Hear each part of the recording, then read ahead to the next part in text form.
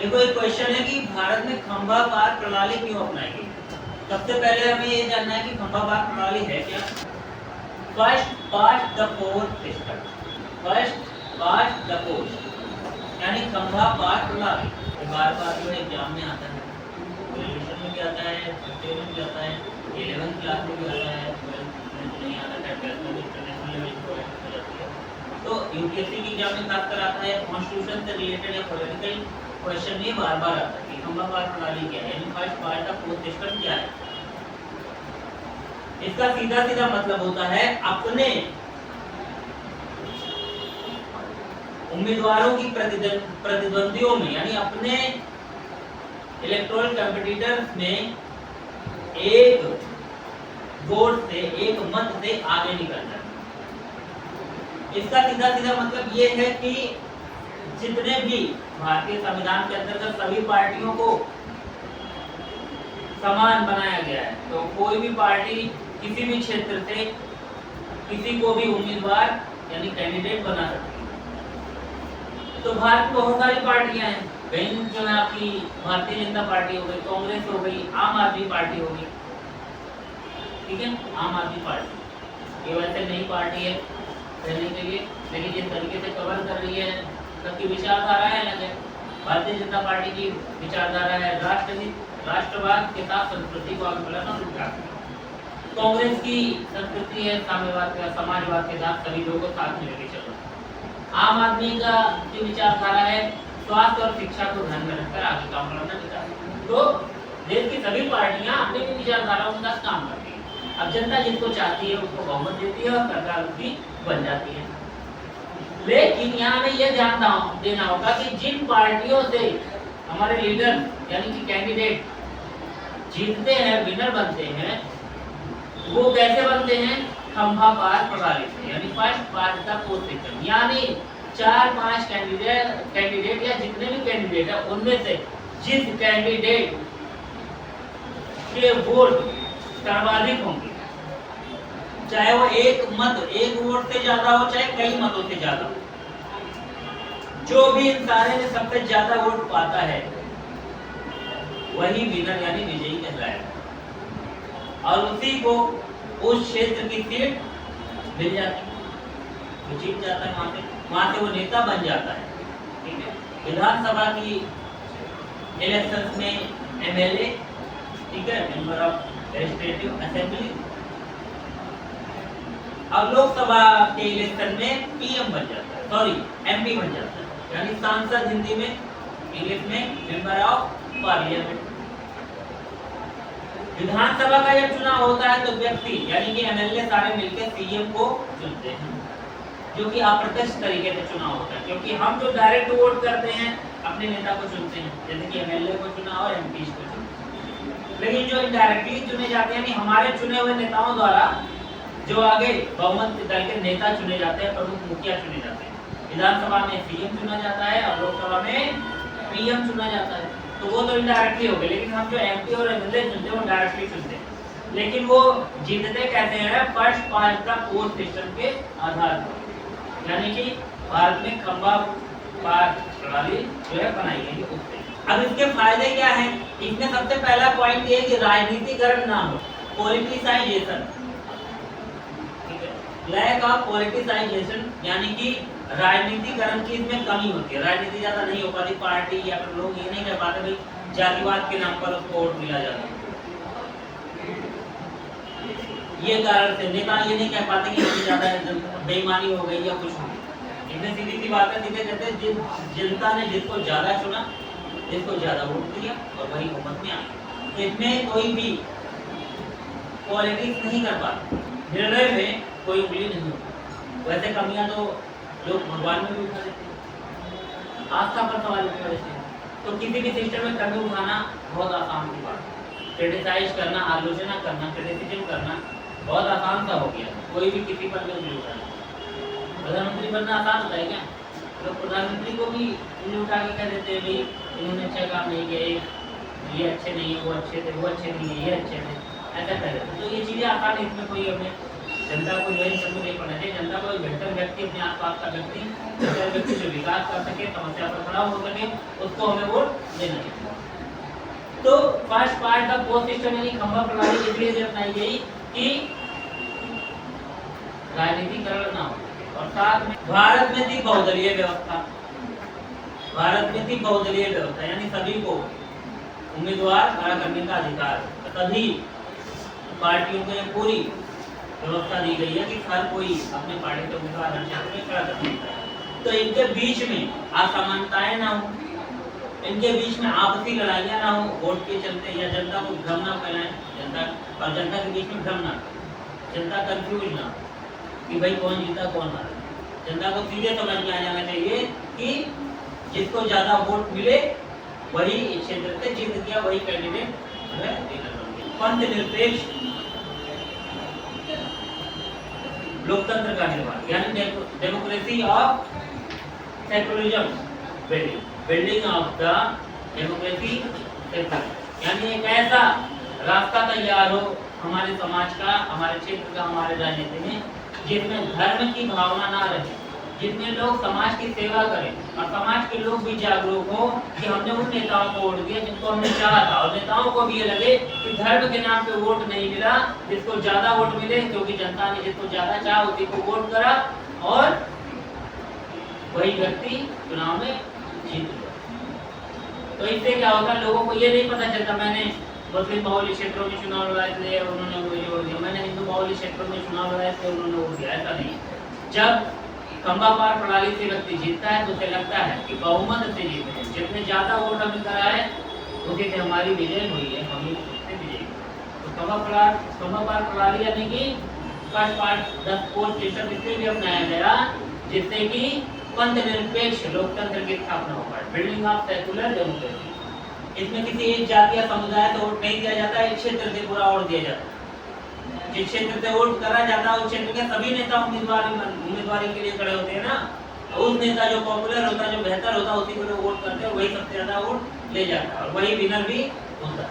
तो जाति या समुदाय से इसमें मतलब नहीं है, ठीक है, धर्म से मतलब, जिसको सब लोग चाहते हैं वही वोट देते हैं। इसी को बोलते हैं building of the secular democracy यानी कि पंथ निरपेक्ष लोकतंत्र की स्थापना। इस सिस्टम का इफेक्ट क्या रहा है सोसाइटी पर, कंट्री पर, पॉलिटिशियंस पर? भाई जो भी प्रणाली बनाई जाती है उसका असर दो लोगों पर पड़ता है, नेताओं पर भी पड़ता है और पब्लिक पर भी पड़ता है। तो इस चीज का ध्यान रखना होता है कि भाई जो इफेक्ट्स हैं वो पॉजिटिव है या नेगेटिव। तो मेरा मानना है इसका इफेक्ट पॉजिटिव था। क्यों? क्योंकि हमारे यहाँ इतने ज्यादा लोग पढ़े लिखे तो थे नहीं कि अलग कैलकुलेशन समझ जाएं किस क्षेत्र की कितनी जनता है, कितने वोट है, इतना मतलब और भी बहुत सारे जो समीकरण होते हैं, कैलकुलेशन होते हैं, उनके अकॉर्डिंग भी लोग चेक करते हैं कि भाई सर्वे करते हैं, अलग अलग तरीके से लोग जानते हैं कि भाई यहाँ ये पार्टी जीतेगी, यहाँ से ये कैंडिडेट जीतेगा। बट जनता इतने माइनस प्लस कैलकुलेशन और पॉलिटिक्स में नहीं जुड़ती। जनता सीधे जानती है कि जिनको ज्यादा वोट पड़े, जिनको ज्यादा वोट मिले वही जीते। कारण क्योंकि हमारी जनता इतनी ज्यादा पहले पढ़ी लिखी नहीं थी, तो यही सिस्टम अपना लिया गया कि जनता को सीधे मालूम है ज्यादा वोट मतलब वही। कि इससे सकारात्मक प्रभाव पड़ा, जनता अपने बेहतर नेता को वोट देने लगी और नेता अपने बेहतर काम को शुरू से ही समाज से जुड़कर करने लगे। इससे उनकी छवि अच्छी रहे, फेमस रहे, बेहतर रहे, डेवलपमेंट के लिए लोग उन्हें डिजर्विंग कैंडिडेट समझे और उन्हें वोट करें। कई बार ऐसा होता है कि चुनाव में जो प्रत्याशी खड़े होते हैं, जिनको डिसाइड किया जाता है कि भाई इस पार्टी से ये कैंडिडेट खड़ा हो, तो जो घोषित किया जाता है उसके विरोधी पार्टी वाले ज्यादा वोट पा जाते हैं, और जो पार्टी से खड़ा नहीं होता, जो घोषित नहीं किया जाता है, वो कम वोट पा जाता है। सॉरी, जो घोषित नहीं किया जाता है वो पार्टी से ज्यादा वोट पा जाता है और पार्टी के लोग कम पाते हैं, यानी कि निर्दलीय। मतलब कभी कभी ऐसा होता है कि जो निर्दलीय लड़ते हैं खुद, वो बेहतर नेता होते हैं, लोग उसको जानते हैं और उसको वोट देते हैं, और जो बड़ी पार्टी से भी नेता खड़ा होता है उसको लोग हरा देते हैं, उसको वोट नहीं करते। तो ये सबसे पहली समस्या थी, जिससे कि प्राप्त मतों के अनुसार जितने वोट पाते हैं उससे विशाल अंतर से जीत भी जाते हैं ऐसे पार्टी के लोग जो कि निर्दलीय होते हैं, यानी बिना पार्टी से कुछ लोग खड़े होते हैं। कई बार क्या होता है, लोग पॉलिटिक्स करते हैं तो बड़ी पैसा देते हैं या कुछ भी ऐसा तरीका है, लोगों को लगता है कि भाई पार्टी को आगे बढ़ना है तो एक व्यक्ति को टिकट देना चाहिए, उसे पैसे मिलते हैं, फंड राइजिंग मिलते हैं, चंदा मिल जाता है पार्टी के लिए आगे काम करने के लिए, तो उसे वोट कर दे, उसे टिकट दे दे। लेकिन जीतता वो है वो भी भारी मत से, जो निर्दलीय खड़ा होता है, किसी पार्टी से नहीं खड़ा होता, चुनाव आयोग से जाता है, अपना एप्लीकेशन भरता है, चुनाव आयोग उसे साइन देती है, उसका खुद लाल हो गया, जो है हाशिया हो गया, या फिर पेड़ हो गया, अनाज गिराता हुआ चावल हो गया, किसान हो गया, अनाज गिराता हुआ किसान हो गया, या ट्रैक्टर हो गया, कोई भी निशान किताब हो गई, बहुत सारे निशान निर्दलीयों के, ठीक है ना, नॉन पार्टी के, तो वो पैसे भी देते हैं।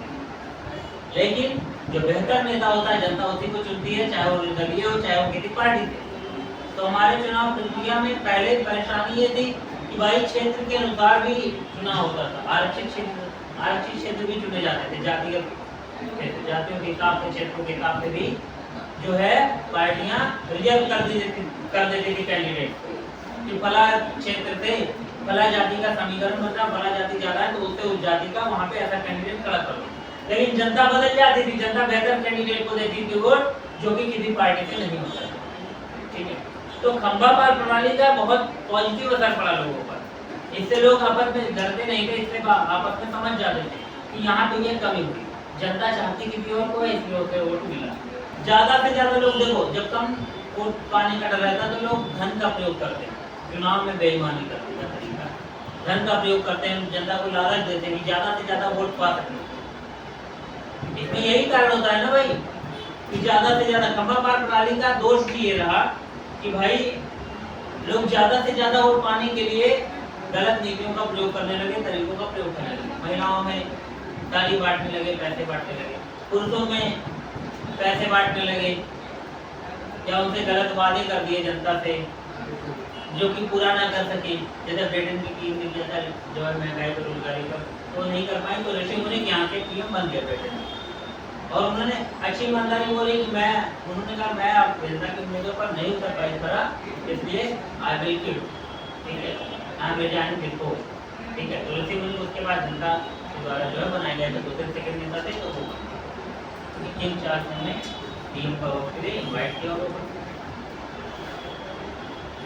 अब होता क्या है, पॉलिटिशियन अलग अलग तरीके अपनाते हैं। जो चुनाव आयोग ने ये भी कर रखा है कि अगर कोई गलत तरीके से वोट करवाता है, वोटिंग में बेईमानी करवाता है, जब पैसे बांटते हुए पकड़ा जाता है तो उसकी कैंडिडेंसी जो है रिजेक्ट कर दी जाएगी, उससे एप्लीकेशन रद्द कर दिया जाएगा। तो ऐसा लोग बचाव करके करते हैं। देखो कारण सिर्फ इतना ही है कि फर्स्ट पार्ट का पोस्ट सिस्टम के अंडर में आने के लिए ज्यादा से ज्यादा वोट पाने के लिए लोग गलत रास्ता अपनाते हैं। तो फर्स्ट पार्ट का पोस्ट सिस्टम यानी खंबा पार प्रणाली वो प्रणाली थी, वो तरीका था जिसके द्वारा भारतीय जनता, जिनके पास साक्षरता कम थी, निरक्षर लोग थे और उनको आसानी से समझ में आ जाए, ऐसा सिस्टम बनाया गया भारतीय चुनाव आयोग द्वारा, जिससे कि प्रत्येक भारतीय को ये प्रणाली समझ में आ जाए कि अगर वो व्यक्ति, वो नेता जीता है तो इसका मतलब उसे सबसे ज्यादा वोट मिले, चाहे वो वोटों का अंतर जीतने का एक हो या बहुत ज्यादा हो। तो ये है आपका फर्स्ट पार्ट का पोस्ट सिस्टम। ऐसा सिस्टम अपनाने का एक कारण ये भी था कि हमारे मतदाता जागरूक नहीं थे। कई सारे लोगों को भाई चुनाव की जानकारी नहीं मिल पाती थी, कई सारे लोग अलग अलग क्षेत्रों से थे, कई लोगों को ये नहीं मालूम होता था कि मतदान कैसा करने हैं, कई लोगों को ये डर होता था कि मतदान करें ऐसा ना हो हम अंगूठा लगाए या हम बटन दबाए हमारी प्रॉपर्टी दूसरों के नाम हो जाए। तो पहले के लोग अलग अलग तरीके से डरते थे। जैसे कोविड का जब इंजेक्शन आया तो लोगों ने कहा कि कोविड का इंजेक्शन लगेगा तो नपुंसकता आ जाएगी या कुछ भी हो जाएगा, तो ये सब रूमर थे, अफवाहें थी। तो धीरे धीरे जनता जागरूक हुई और हर कोई वोटिंग में ज्यादा से ज्यादा पार्टिसिपेट करता है। जनता, भारतीय जनता जागरूक हो रही है, एजुकेटेड हो रही है, तो हर कोई जो है अपनी जरूरत के लिए, अपने विकास के लिए अपना बेहतर नेता चुनता है और वोट करता है। और मेरा मानना है जनता हीरो होती है एक दिन के लिए जिस दिन वोट पड़ता है। उससे बेहतर, उससे ताकतवर कोई नहीं है। तो जनता को अपनी ताकत दिखा देनी चाहिए सबको कि आज के विनर और आज के हीरो हम हैं, हमारी चलती है। आप देखो हम किसको अर्श पर और किसको फल पर डालते। प्रत्येक व्यक्ति को अपनी जिम्मेदारी निभानी चाहिए भारतीय नागरिक की। और जब भी वोटिंग पड़े, ये नहीं कि छुट्टियां आए तो चले जाए घूमने, या छुट्टी मिली है तो सोए या खेले। First of all you have to go through the voting booth and you have to give your vote to any party which you want, which you like, your leader. जो भी नेता आपको पसंद है, बेहतर लगता है, विकसित कराने के लिए आगे अग्रसर है, उसको आप वोट करें। आप अपनी निजी जरूरतों के लिए कि अगर ये वो आएगा तो मेरे बच्चे की नौकरी लगवा देगा, मेरा भला करा देगा, मेरी फाइल पास करा देगा आगे, या ये सरकार बनी तो ज्यादा जातिवाद, इस जाति का भला होगा, ना तो जातिवाद के लिए वोट करेंगे, ना हम निजी फायदे के लिए वोट करेंगे, और ना लालच में आकर वोट करेंगे। अपने वोट की बेईमानी, अपने वोट का सौदा नहीं करेंगे।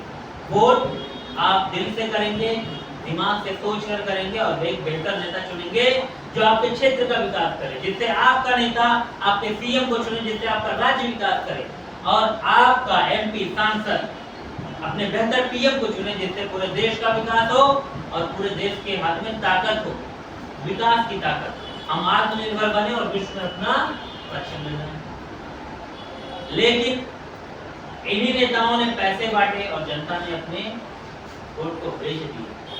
तो ऐसे व्यक्ति भारतीय नहीं हो सकते जो लालच में आकर अपना वोट बेचते हैं, और ऐसे नेता बेहतर नहीं हो सकते जो जातिवाद की बात करें या आपके वोटों को खरीदे। इन सभी चीजों को दायरे में रखते हुए चुनाव आयोग ने और भी चुनाव प्रक्रिया को बेहतर बनाने के लिए बहुत सारे तरीके अपनाए हैं। चुनाव प्रक्रिया में को और दोषमुक्त और निष्पक्ष बनाने के लिए चुनाव प्रक्रिया ने इन पर कमर कस दी। ऐसे नेताओं के ऊपर कंट्रोल किया गया है और सीधे चुनाव आयोग ने लिमिट दे दी है पैसा खर्च करने की, कि इससे ज्यादा आप चुनाव प्रचार में पैसा नहीं खर्च सकते। और चुनाव आयोग ने यह भी कहा है कि जिस दिन चुनाव होगा उसके एक दिन पहले ही चुनाव प्रचार बंद हो जाना चाहिए। और चुनाव आयोग को कोई भी कारण अगर नहीं मानते हैं, जितने भी नोटिस हैं, जितने भी टर्म्स हैं, नहीं मानते हैं, तो उसकी एप्लीकेशन को रिजेक्ट किया जाएगा।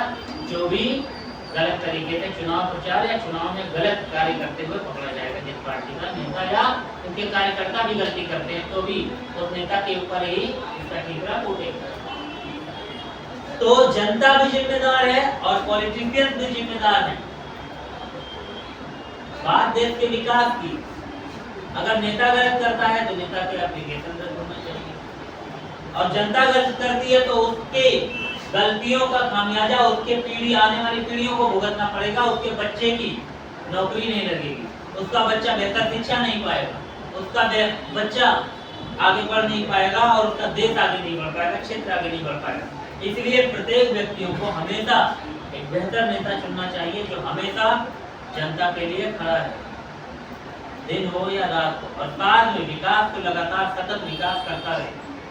कभी रोड ट्रांसपोर्टेशन का काम करे, कभी एजुकेशन के लिए लगे, कभी हेल्थ के लिए काम करे, कभी स्वास्थ्य की व्यवस्थाओं को संभाले।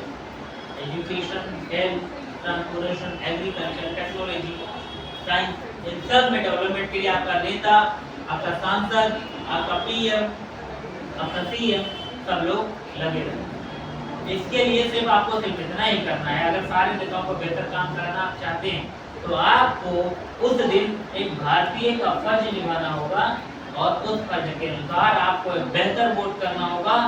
वो वोट करना होगा जो न जाति से संबंधित हो, न पर्सनल नीड से संबंधित हो।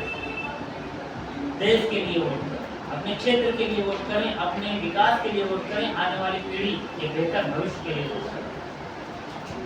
अगर आप ऐसा करते हैं तो आप एक बेहतर नागरिक माने जाएंगे। आशा करता हूँ कि ये मैसेज वैसे भी सभी को जाना चाहिए, चाहे वो आपके पेरेंट्स हो, चाहे वो आपके रिलेशंस में हो, या भारतीय नागरिक में कोई भी, ये मैसेज सभी को जाना चाहिए। पहले स्टूडेंट आप लोग भी समझें, आप अपने पेरेंट्स को फॉरवर्ड करें या सभी को। क्यों? बात सिर्फ ये स्टूडेंट के स्टडी की नहीं, ये प्रैक्टिकली लाइफ में भी आज की जरूरत है और कल की भी जरूरत रहेगी और आने वाले समय की भी यही जरूरत रहेगी। जब जब आप पर्सनल कारणों से वोट करेंगे, नेता चुनेंगे, तो वो उसी तरीके का छोटा नेता बन जाएगा, उसकी मानसिकता छोटी रहेगी, वो देश और क्षेत्र का विकास नहीं कर सकता। एक बात हमेशा याद रखना, सबकी भलाई में ही खुद की भलाई होती है। तो क्षेत्र और देश की भलाई के लिए सोचें और वोट करें। खुद पर्सनल भलाई के लिए सोचेंगे तो वो व्यक्ति और वो नेता हमेशा बहुत ही छोटे कद का काम करेगा और वो बेहतर नेता नहीं बन पाएगा, ना विकास करेगा। तो भारतीय समाज में हमेशा लोगों ने कुछ ना कुछ गलतियां की है, जिसका भुगतान भारतीय अर्थव्यवस्था पर, भारतीय राजनीतिक व्यवस्था पर पड़ता गया और हमारा भारत आजादी के बाद भी जितनी स्पीड से बढ़ना था उतनी स्पीड से आगे नहीं बढ़ पाया। डॉलर के मुकाबले रुपए की वैल्यू डाउन है। इन सभी का कारण ये भी है। आप लोग सरकारों का दोष उठाते हैं, तब तो ये है पहली गलती और सबसे बड़ी ब्लेंडर मिस्टेक वो जनता की होती है। अपने वोट को बेच लो, अपने वोट का सही इस्तेमाल ना करो। और साथ में वो सभी लोग तो बिल्कुल आतंकवादी से भी बड़े हैं, देशद्रोही से भी बड़े हैं इंसान, जो वोट पड़ने के दिन वोट नहीं देते, उनके इस अपराध के लिए क्षमा भी नहीं, क्योंकि वो पूरे देश के लिए अंधेरा खड़ा करते हैं। कई बार ऐसा भी होता है कि हमारे यहाँ जो पहले मतदान का सिस्टम था उसमें जो मतदाता सूचियां होती थी उसमें गलती हो जाती है। कम पढ़े लिखे होते थे या कंप्यूटराइज सिस्टम नहीं था, तो किसी के हस्बैंड का नाम दूसरे की वाइफ का नाम पड़ जाता था। इस तरीके से जो है बेटे पुत्र का नाम पड़ जाता था, पिता और पुत्री का नाम पड़ जाता था, तो वो मिस्टेक थी। तो चुनाव आयोग की ये गलतियां थी, इसके लिए पहले से ही चुनाव आयोग तैयारी कर लेता। पर आज के समय में तो ईवीएम हो गया, फिर भी क्लर्कल मिस्टेक के लिए धीरे धीरे सारी चीजें सही की जाती है, रिकॉर्ड सही किया जाता है।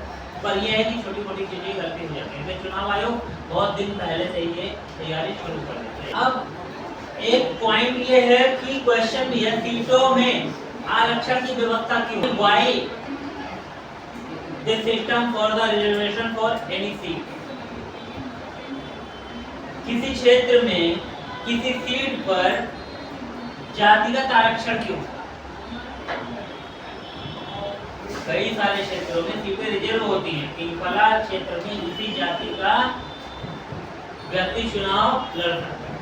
अब वो चाहे निर्दलीय हो, चाहे वो किसी दल से हो, पार्टी से। एक समस्या ये भी होती है कि आने वाले समय में हर कोई जो है चुनाव लड़ना चाहता है और अपने क्षेत्र के लिए आगे बढ़ना चाहता है, करना चाहता है। ये अच्छी बात है, लेकिन चुनाव आयोग के लिए चैलेंज हो जाता है कि भाई पहली बात तो बहुत सारी पार्टियां उनके नेता हैं, उसके बाद निर्दलीय दलों से यानी बिना पार्टी के लड़ने वाले उम्मीदवार सिंगल कहीं से भी खड़े हो जाते हैं, लड़ना चाहते हैं वो भी। तो चुनाव आयोग के लिए थोड़ा सा काम बढ़ जाता है, इन सभी को कंट्रोल करना पड़ता है, इन सभी के लिए नियम टर्म बनाने पड़ते हैं और चुनाव आयोग का वर्णन थोड़ा सा बढ़ जाता है। तो ये भी मामावार प्रणाली को देखते हुए बनाएंगे। ये पॉइंट बहुत ही इंपॉर्टेंट है कि किसी भी क्षेत्र की सीट जो है वो आरक्षित क्यों होती है। अनुसूचित जाति, अनुसूचित जनजाति या माइनॉरिटी की सीट का रिजर्वेशन कर देते हैं। यानी कई क्षेत्र हमारे भारतीय व्यवस्था में ये माना जाता था आजादी से पहले कि पिछड़ी जातियां या जनजातियां या आदिवासी कबीले के लोग होते थे जो पिछड़े माने जाते हैं, या माइनॉरिटी लोगों के लोगों के लिए भी ऐसा सोचा गया। तो भारतीय संविधान हमेशा इस बात के लिए प्रतिबद्ध रहता है कि समाज के साथ न्याय हो, समाज में सभी के लिए समानता बनी रहे। इसलिए जिस क्षेत्र में जो लोग पिछड़े हैं, एक रिकॉर्ड आता है जनगणना के अनुसार हर साल या हर 10 साल में 11 साल में या फिर हर 5-5 साल में इकोनॉमिक कम्युनिटी का जो है सर्वे होता है, तो उससे पता चलता है कि किस क्षेत्र में कौन कौन से लोग रहते हैं और उनकी इनकम क्या है।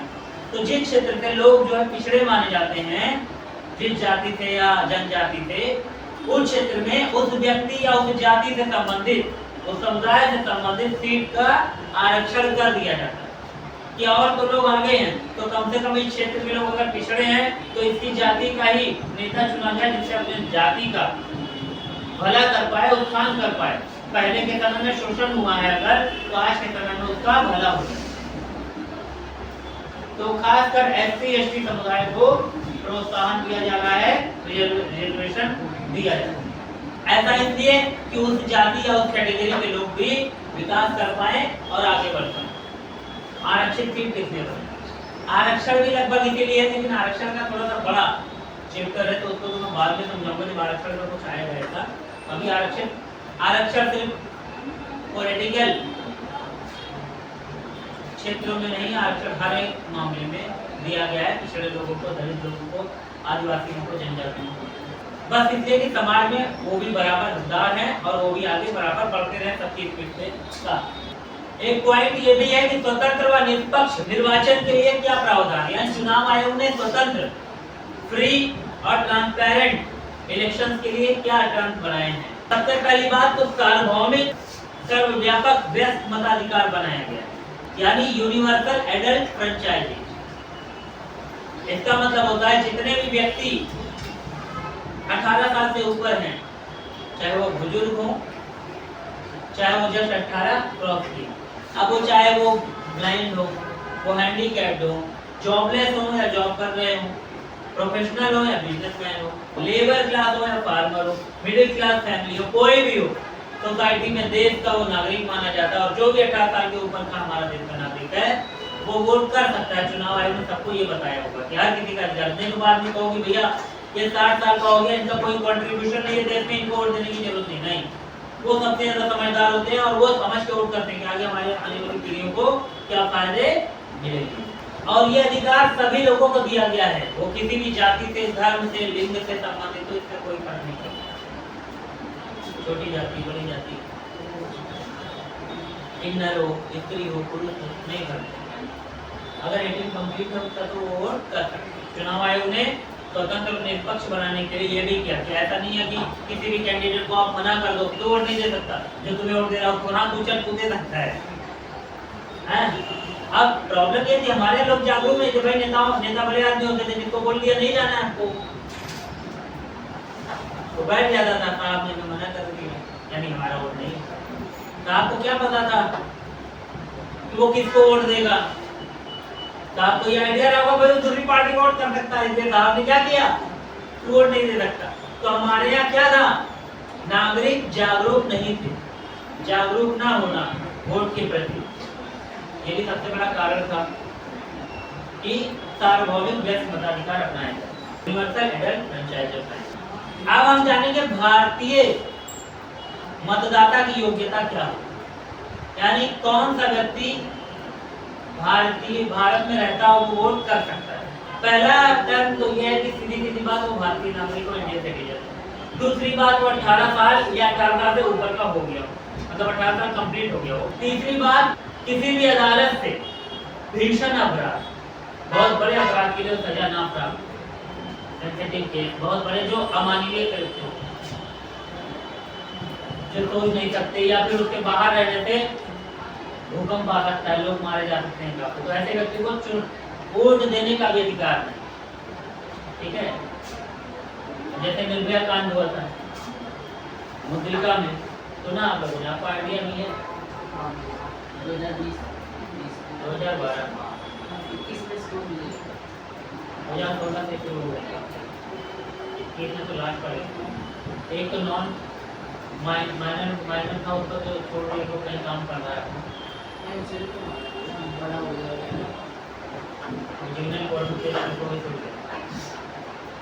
अब रूल बदल दिया, लेकिन अब पास हो गया ना। उसके बाद किसी भी लिंग का व्यक्ति हो, किसी भी जाति का व्यक्ति हो, किसी भी क्षेत्र का व्यक्ति हो, किसी भी एज का व्यक्ति हो, 18 से ऊपर है तो वो वोट कर सकता है। कोई पागल है अगर या गलत तरीके से हरकतें या आचरण करता है तो उसको मताधिकार से वंचित किया जा सकता है, जब कर दिया जाता है। चुनाव आयोग के नजर में जो गलत है उसे चुनाव से वंचित कर दिया जाता है, उसके वोटिंग राइट जो है, राजनीतिक अधिकार, पॉलिटिकल राइट को छीन लिया।